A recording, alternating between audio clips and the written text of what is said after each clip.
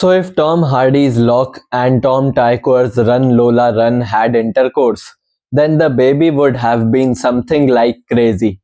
So hello everyone and welcome back to my channel Movie Dissection. तो यार गिरीश कोहली की नई फिल्म क्रेजी देखी मैंने थिएटर में, which stars Soham Shah in the lead role, who has also produced the film.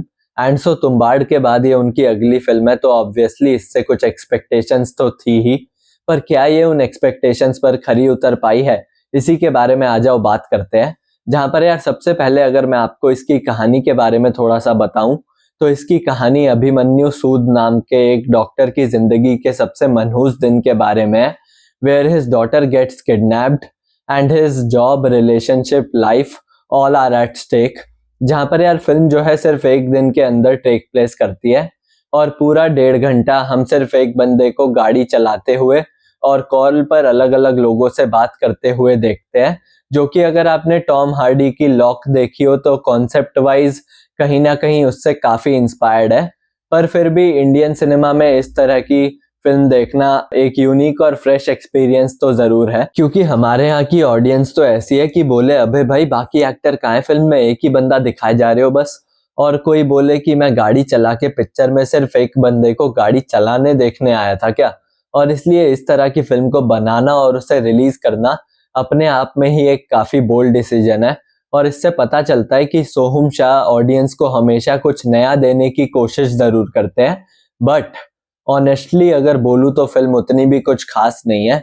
मतलब एक अच्छा अटेम्प्ट है, पर पूरी तरह से सेटिस्फाइंग नहीं है। जैसे कि फिल्म का जो पूरा किडनैपिंग वाला सेटअप है वो शुरुआत से ही मुझे बिलीवेबल नहीं लग रहा था, जिसकी वजह से मैं फिल्म में शुरू से ही इन्वेस्ट नहीं हो पाया। मतलब कैरेक्टर को वो सब बिलीवेबल लग रहा था क्योंकि उसे थोड़ा वल्नरेबल सा दिखाया गया है, और उसकी वल्नरेबिलिटी का सबूत हमें फिल्म के शुरुआत के कुछ पलों में ही मिल जाता है, जब एक बाइकर उसे मिडल फिंगर दिखाकर भागता है और वो अपनी गाड़ी से उसका पीछा करता है और उसे पकड़ने के बाद उसे अपनी मिडल फिंगर दिखाकर हिसाब बराबर करता है। तो इस सीन से हमें इतना तो पता चल जाता है कि इस कैरेक्टर को ट्रिगर करना कितना आसान है and how easily he can fall into traps. तो कैरेक्टर का फिल्म में हो रही चीजों को मानना तो समझ आता है, पर मैं तो शुरुआत से ही किसी भी चीज पर विश्वास नहीं कर पा रहा था ना, तो मैं तो कैरेक्टर के साथ कनेक्ट ही नहीं कर पा रहा था। अब हो सकता है बाकियों को ऐसा ना लगे, पर मेरे साथ तो ऐसा ही हुआ। पर फिर भी मैं फिल्म को एज अ स्पेक्टेटर देख रहा था कि फिल्म होती ही अलग अलग कैरेक्टर्स को दिखाने के लिए है, तो ठीक है चलो देखते हैं। और फिल्म मुझे पार्ट्स में अच्छी भी लगी, जैसे कि अभिमन्यु की अपनी एक्स वाइफ से कॉल पर जो छोटी मोटी आर्ग्यूमेंट्स होती है, दोज वर इंटरेस्टिंग।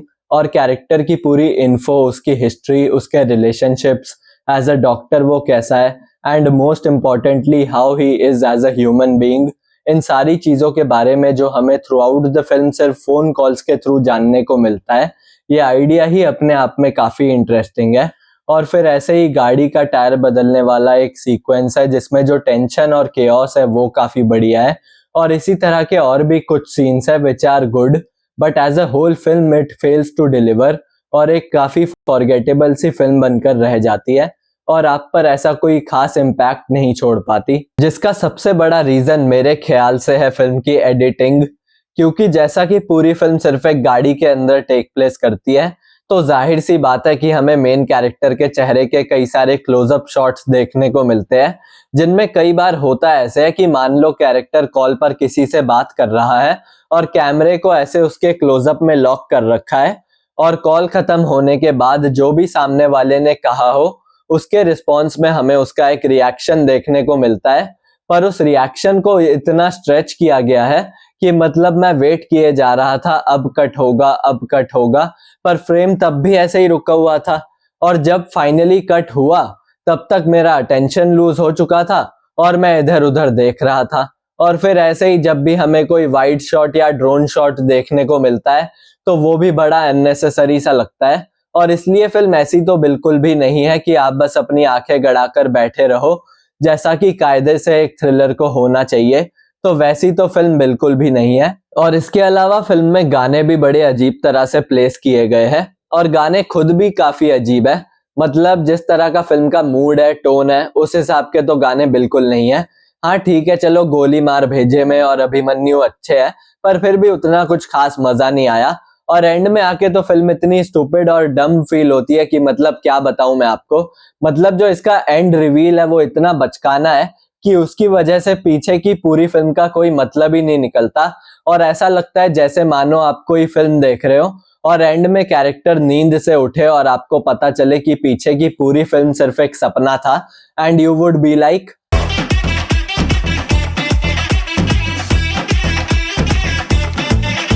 तो बस ऐसा ही कुछ रिएक्शन आपको इसकी एंडिंग को देखने के बाद भी होगा। और मेकर्स ने अगर ऐसी एंडिंग इंटेंशनली रखी थी कि मतलब फिल्म का नाम क्रेजी है तो चलो ऑडियंस को भी थोड़ा पागल बनाते हैं, then I would like to tell them कि it was not a good decision at all. और फिल्म का जो बाप बेटी का जो रिश्ता है, जो इसका कोर इमोशन है, वो भी मेरे लिए वर्क नहीं कर पाया। और बाकी परफॉर्मेंसेस की अगर बात करूं तो सोहम Shah is good and he is very convincing. और स्क्रीन पर आप अभिमन्यु सूद को देखते हो और कहीं से भी ऐसा नहीं लगता कि ये सोहम शाह है। और बिल्कुल ऐसा ही तुम्बाड़ में भी हुआ था। और उनका जो तुम्बाड़ का कैरेक्टर है और जो उन्होंने यहाँ पर प्ले किया है, इन दोनों में ही लुक वाइज और परफॉर्मेंस वाइज वो इतना डिफरेंस लाया है कि अगर किसी को पता ना हो कि ये दोनों कैरेक्टर सेम एक्टर ने प्ले किए हैं तो उसे पता चले भी ना, ऐसा उन्होंने काम किया है। और बाकी जितने भी एक्टर्स ने अपनी वॉइस दी है उनका काम भी अच्छा है। एंड अब अगर आप सोच रहे हो कि फिल्म का जो क्रेजी नाम है उसमें ये ZXY क्या है, तो आपको मैं बता दूं कि डाउन सिंड्रोम नाम का एक जेनेटिक डिसऑर्डर होता है जिसमें क्रोमोसोम्स की ट्राइजोमी होती है। मतलब 2 क्रोमोसोम्स की जगह 3 क्रोमोसोम्स होते हैं एंड सो मतलब एक एक्स्ट्रा क्रोमोसोम होता है। तो ये ZXY उस ट्राइजोमी स्टेट को ही दिखाता है। और फिल्म में आपको क्रेजी शब्द भी कई बार सुनने को मिल जाता है। और मैं कहना चाहूंगा कि फिल्म भले ही कैसी भी हो पर मेकर्स ने टाइटल बहुत ही क्रिएटिव रखा है, जिसमें फिल्म का जो मेन कॉन्फ्लिक्ट है वो पूरी तरह से झलकता है, जो कि जब आप फिल्म देखोगे तो आपको पता चलेगा। और इसलिए ओवरऑल अगर बोलूं तो क्रेजी एक नए और यूनिक कॉन्सेप्ट के साथ आती एक फिल्म है, जो कि बीच बीच में थ्रिलिंग है पर कहीं कहीं पर टायरिंग भी है और अपने एग्जीक्यूशन में कहीं ना कहीं मात खा जाती है।